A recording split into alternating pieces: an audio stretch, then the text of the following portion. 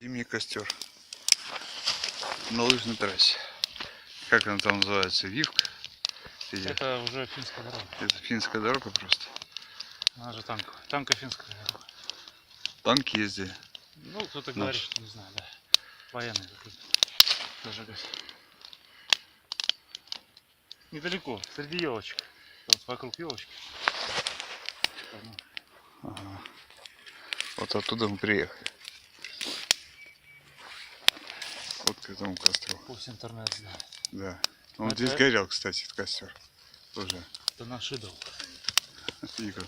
Ума. Нас сверху печет что-нибудь. Да, главный лыжник весны. Ага.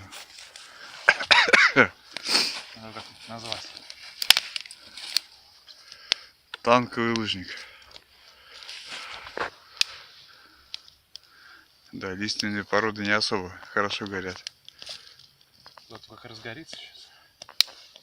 Надо его подкинуть.